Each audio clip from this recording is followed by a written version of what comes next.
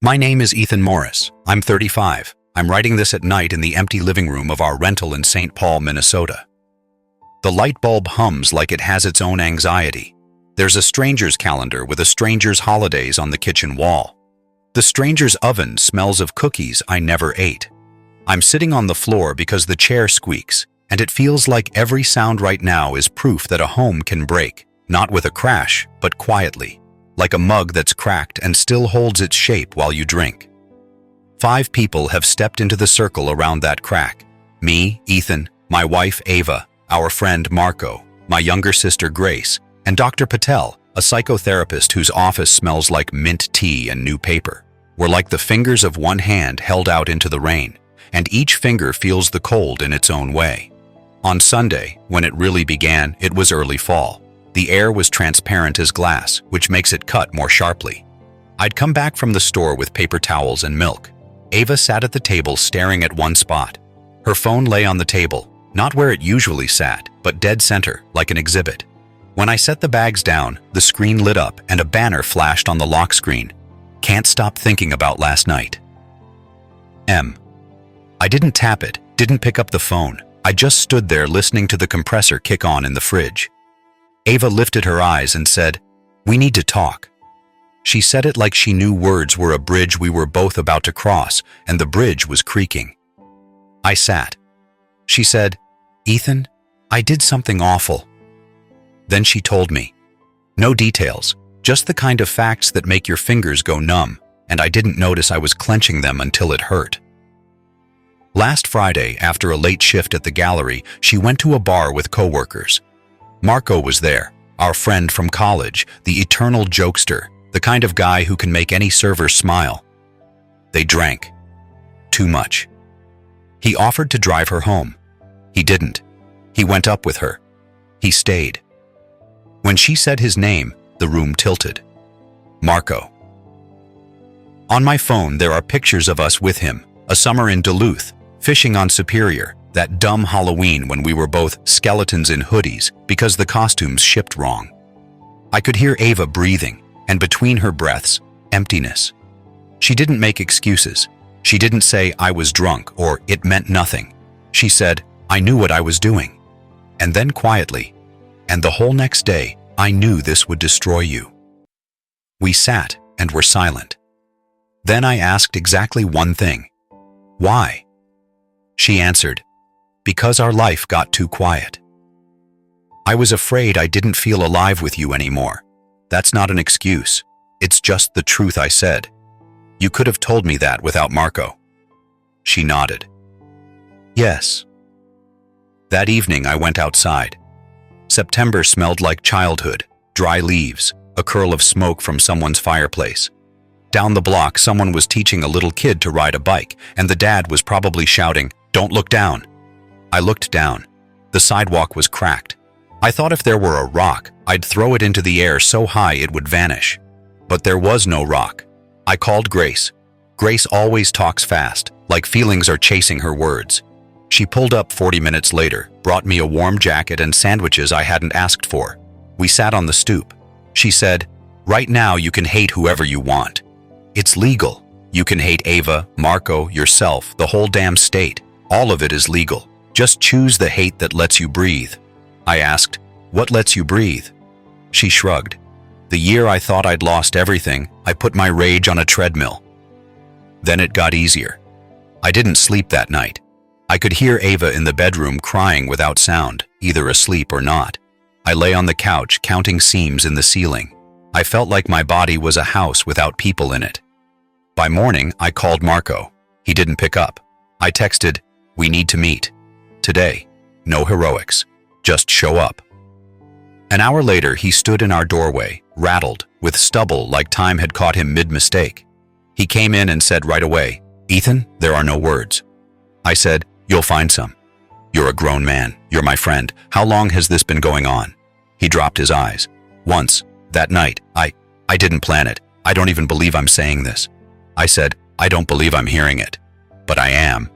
He started, "I was drunk," and stopped himself. "That's true, but it doesn't cancel it.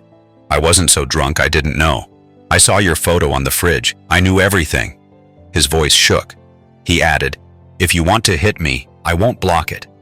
I looked at him, the man I'd shared years with, and realized a punch wouldn't give anything back. It would leave the shape of my pain on his face but not make it smaller. "Leave, Marco," I said. He nodded, stopped in the doorway. "I'll leave your life." "If you say so, the city. I deserve it." I said, "Right now I don't know what you deserve. I only know I didn't deserve any of this." He left so quietly, the door didn't click. The next day, Ava suggested therapy. "If you agree," she said, "I want us to try. If you say divorce, I won't fight it, but if we have 1%, I'll fight for it." I didn't know if there was 1%, but I agreed to therapy. Not because I believed, because I needed a translator from the language of pain into the language of action. Dr. Patel took us in a room with soft chairs and a bookshelf where the books stood like soldiers, and above them an aquarium with 2 lazy goldfish. She listened like silence held more meaning than words. I barely spoke. Ava said she felt transparent like glass, that she wanted to hit that glass with something heavy so someone would finally see the cracks. "Why not me?" I asked. "You were there." "But you got very careful," she said. "I didn't want careful. I wanted you to look at me like the night you told me you were afraid of losing your job." I realized she meant that night 4 years ago when we sat in the kitchen and I said, "I'm scared." And she, like it was a sacrament, put her hand on my cheek. And I believed fear could be honest, not shameful. Then you stopped saying things. You got sturdy. I got over-feeling. I hated myself for it. And I wanted to hate you. "But you were too right," she said. Her voice didn't ask for forgiveness. It performed surgery without asking if the patient consented. Dr. Patel asked me, "Are you angry?" I said, "Every minute. Even when I breathe, at whom? At everything. At being the one betrayed, and at not wanting to become a man who only lives by that betrayal." Patel nodded. "So you're still choosing. That matters." She asked us to talk not just about Friday, but about Tuesdays, about habits, about how we stopped holding hands in parking lots. We talked, and each fact dropped like a pebble into a jar. The jar filled. Grace started coming by more. She brought containers of soup and cookies, and her presence made the walls more bearable. She told Ava calmly, "He has the right to hunt for his quiet. You, for your light. But if you're walking in the same woods, tie a red ribbon on a tree so you don't lose each other." Ava nodded, cried, baked muffins for Grace's office.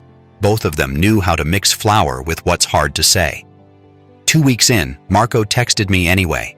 No excuses. He asked to meet in the park where we used to run. I went because every unsaid thing is another brace for a bridge that later collapses too loudly. He looked 10 years older. He said, "I'm leaving town. Just not to be around while you don't want to see me." I quit the bar. I'm going to therapy. I know that doesn't annul the past. I'm not asking for anything except this. Don't let what I did tell you who you are. You are not the guy who got cheated on. You're Ethan, who's brave enough to say I'm hurt without burning everything down. I didn't know what to answer. I said, "If you'd known how to say that 2 weeks ago, my life would be different." He dropped his head. We stood under a maple and leaves fell onto my sneakers. I felt how easy hate is. You can hold it like a hot stone until you burn yourself. Self-respect is harder. In therapy, Dr. Patel proposed a 2-week contract.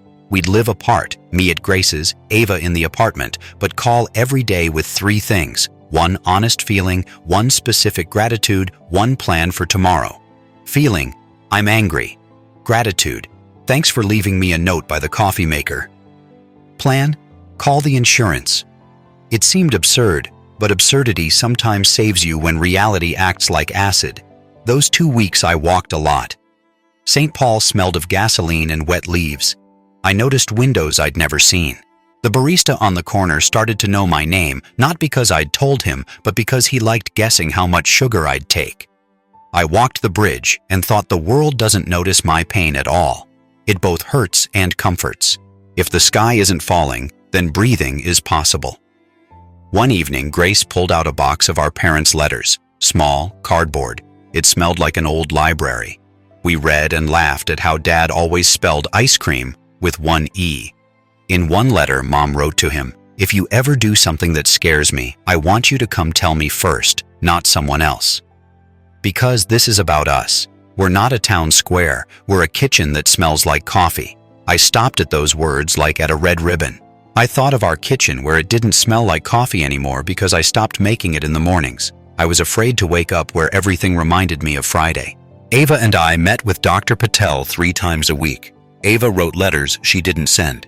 "Ethan, you're not my background. You're my home. I don't know why emptiness moved into me or why I tried to fill it with something cheap and bright. I only know emptiness is me and home is you. If the home closes, I won't blame you. But I'll still come sit on its steps even if you don't open the door. I'll sit there because it still smells like you." I saved those letters to a folder and didn't open them when I wanted to. Because sometimes you protect not what you read, but what you can endure. Marco left. He mailed Grace a postcard from Madison. Lake on the front, dark water. On the back, "I'm learning to call things by their names. Thank you for being with your brother even when he has nothing to say." Grace showed me, and we both felt a strange relief, like someone had cleared a character off the stage who kept ruining the scene so others could speak louder. But the quiet after the guilty one leaves is a test too. In the emptiness, you hear yourself. Open questions multiplied. Can I ever touch Ava again without it feeling clinical? Can I stop scanning for her phone every time it lights up? Can I live without her? And can I live with her? Dr. Patel didn't hand out answers. She asked, "What will you lose if you forgive? What will you lose if you don't? Which version of yourself matters more? The one that guards boundaries at any cost, or the one that risks believing again?" I didn't know. I've never been the guy who jumps off a cliff to see if there's water. I'm the guy who measures depth with a stick. My stick broke. I suggested Ava move into temporary housing, not a punishment, a quarantine. We found this place with the humming bulb. I took the minimum, a couple shirts, a laptop, a toothbrush, and my old university hoodie that smells like fall. The first night I heard the empty closet inside me creak. I texted Ava, "I don't know what's next, but I'll keep going to Dr. Patel, and I'll be honest to the end, even if honesty means I can't." She replied, "Thank you. If you say no, that's honesty too. I'll be grateful for it." I understood that gratitude for no is a new currency we didn't know how to use before. Sometimes in the daytime, I stopped by our place when Ava was at work to grab books, jackets, a couple plates. The apartment smelled like someone had cleaned without knowing where the real things were. There was a magnet with Grace's mom's pie recipe on the fridge, and I caught myself hating pie. It was funny and scary at the same time, how easily hate sticks to innocent objects. Grace said, "You're allowed stupid hate. Just don't let it choose who you are, or you'll wake up as the man who hates everything that used to be his." I nodded because she said out loud what I was afraid to think. In one session, Dr. Patel asked us to do an exercise. Each of us had to name 3 things that broke and 3 things that remained. Ava said, "Broke, trust, lightness, our habit of laughing without listening for the other's breath.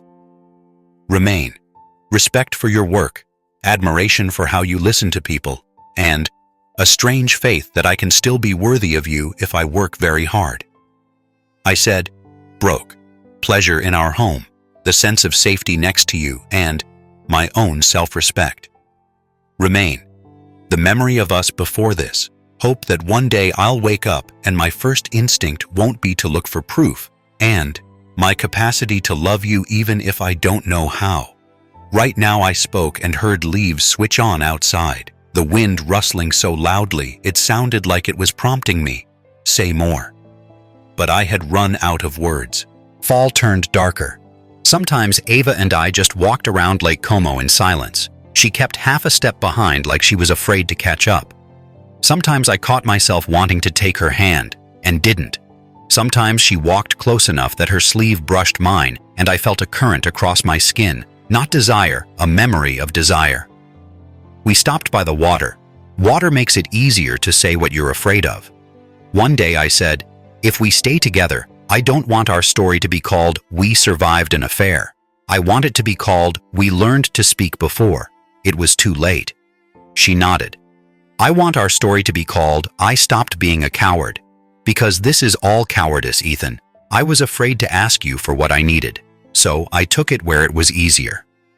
We were quiet. The water did the noise for us. Marco showed up once more in my life, not directly. I was walking past the bar and saw the bartender we knew. She looked out, met my eyes, and there was no excuse or accusation in hers, just exhaustion. Then she stepped onto the stoop and said, "He left. I don't know where. Wherever he is, it'll be hard. Sometimes hard is the only fair thing," I said. Thank you for saying exactly that, because "sometimes hard is fair" is the only sentence that didn't try to fix me. Tonight I moved our old throw blanket into this apartment. It smells like the words "before" and "after." I spread it on the floor and sat. I called Grace. She asked, "How's your heart?" I said, "Like a door someone opened in winter and forgot to close." She said, "Tomorrow will be spring. That doesn't have to mean warm. It means you'll have a chance to close the door." I smiled in spite of it all. Grace knows how to tape promises of spring to winter so you have something to peel off later. I don't know how this ends. Dr. Patel says open endings aren't cowardice, they're honesty. If you're not pretending it's a style choice and not a necessity. I know that right now I have 5 people in this story and each holds me by a different part. Ava, by the past and what might be saved. Marco, by the mistake you can't undo and can't let define you. Grace, by a future with soup and a treadmill. Dr. Patel, by a language for talking to pain without raising your voice. And myself, by the decision I still have to make and the life I'll have to live with it. I'm writing this at night and the bulb hums softer. Outside, a car rolled through puddles and the water flashed under the streetlight like the light decided it didn't have to choose where to be. I think of forgiveness as a language I don't know. You can learn it. But learning isn't download an app. It's living among people who speak it, messing up, saying the wrong words, blushing, asking them to repeat. Forgiveness isn't a button, it's an accent you never quite lose. And the question is, are you willing to live with that accent in your own voice? If you read this to the end, I'm asking your advice as people who don't know me but do know pain. Should I forgive Ava? She isn't asking me to forget. She's asking for a chance to learn to talk to me before it gets frightening again. I love her, and I'm broken. I don't know what to do next. Tell me, should I step into this unknown together with her, or close the door and learn to breathe alone?